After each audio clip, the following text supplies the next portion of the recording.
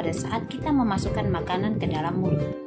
Di dalam mulut terjadi proses pencernaan makanan secara mekanik menggunakan gigi dan pencernaan secara kimiawi menggunakan enzim petialin yang ada di dalam air liur.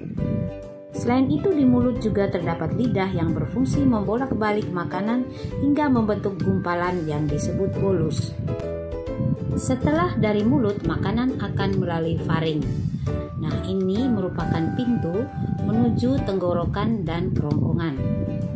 Pintu ini berfungsi agar makanan masuk ke kerongkongan atau esofagus dan tidak salah masuk ke dalam saluran pernapasan. Gerakan mendorong makanan ke lambung secara perlahan dari kerongkongan disebut sebagai gerakan peristaltik. Dari esofagus atau kerongkongan, makanan akan didorong masuk ke dalam lambung. Otot-otot yang terdapat pada kerongkongan akan berkontraksi menimbulkan gerakan seperti gelombang yang mendorong makanan menuju ke lambung.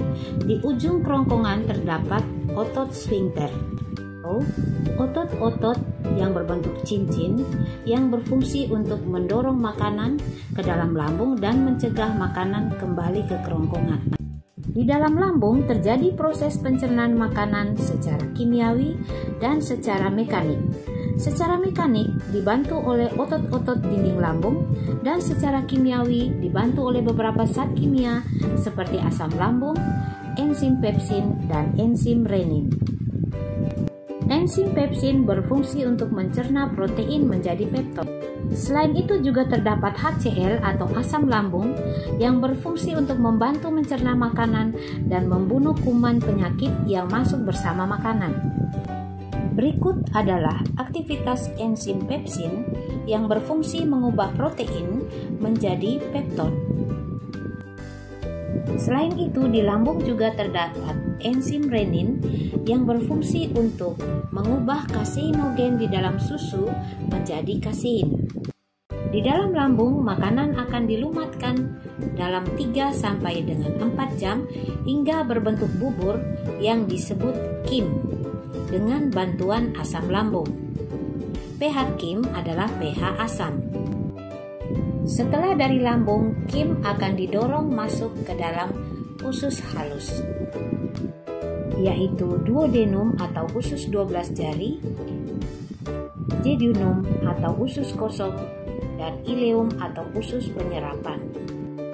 Pencernaan lemak di usus halus dibantu oleh empedu yang dihasilkan oleh hati dan getah pankreas untuk membantu pencernaan protein.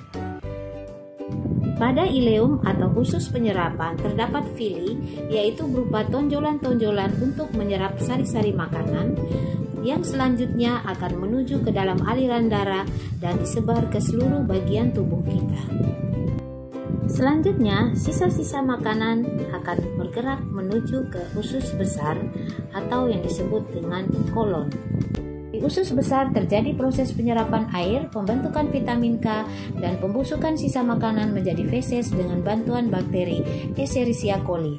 Selanjutnya, makanan akan bergerak menuju ke rektum dan berakhir di anus sebagai tempat keluarnya kotoran dari tubuh. Selanjutnya, untuk lebih memahami, mari kita cermati kembali ringkasan perjalanan makanan mulai dari mulut sampai ke anus.